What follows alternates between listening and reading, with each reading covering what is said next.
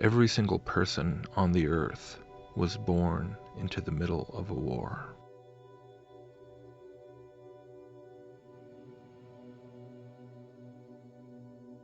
This war is one that cannot typically be seen with the naked eye. Its existence is not broadcast on the evening news. Its reality is not even realized by the vast majority of the population. Yet this war has raged on since the very beginning.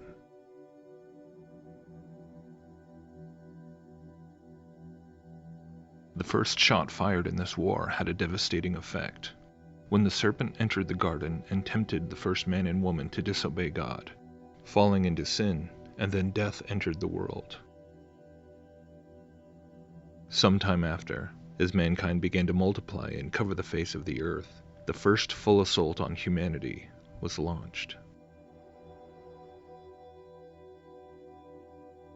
In a way, you could describe it as an alien invasion.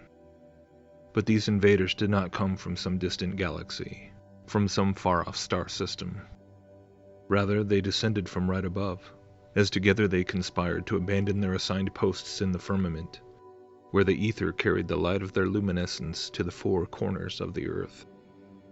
These watcher angels fell from their first estates that God had set for them, and they came down to terra firma, where they began a sort of colonization campaign. They sired the Nephilim, their hybrid abomination offspring, which began to ravage the land and feed upon men. They corrupted the genetics of not just humanity, but of animals and plants as well.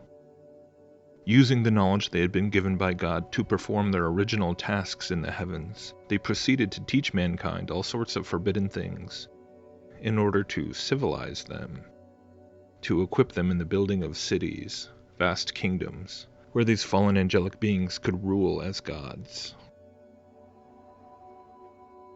The knowledge bestowed by these beings was presented as being the keys to humanity's path to enlightenment, the technological know-how that would eventually allow us to take our seats alongside them as gods.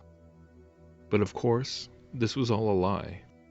This forbidden knowledge brought nothing but destruction, perversion, wickedness, and death.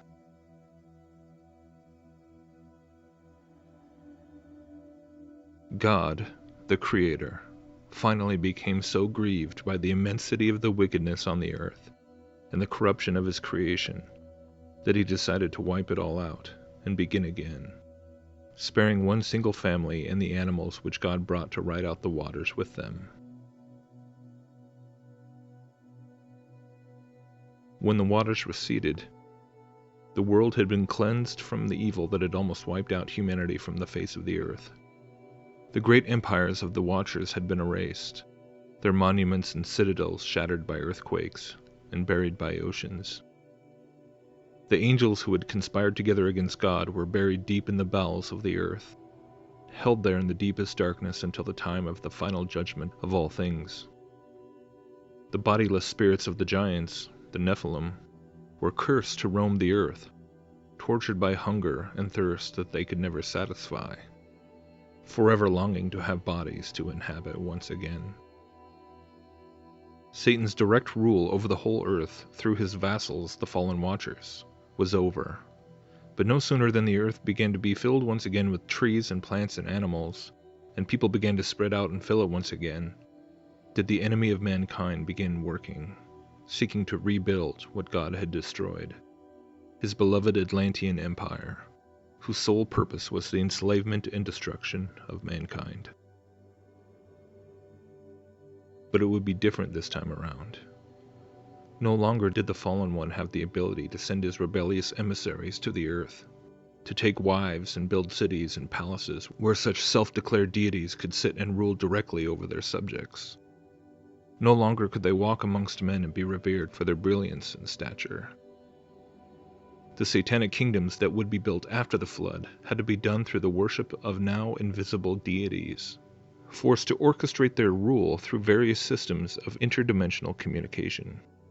Since God had now bound them behind a spiritual veil, once again a spectrum of forbidden knowledge was disseminated amongst these newly reborn civilizations, in order to facilitate the connection between these civilizations and their demonic benefactors. Thus, In the courts of all the human kings and leaders of these kingdoms worked a host of occult priesthoods, sorcerers, mediums, astrologers, and practitioners of divination. The subjects of these pagan kingdoms would demonstrate their fealty to their false, fallen, invisible gods by sacrificing to idols, building them temples, having orgies and revelries and bacchanalia. The rebellion against God resumed in earnest after the flood, from the first failed attempt by Nimrod to build a tower into the heavens and storm the throne of God, through all the following kingdoms which were founded after the scattering from Babel.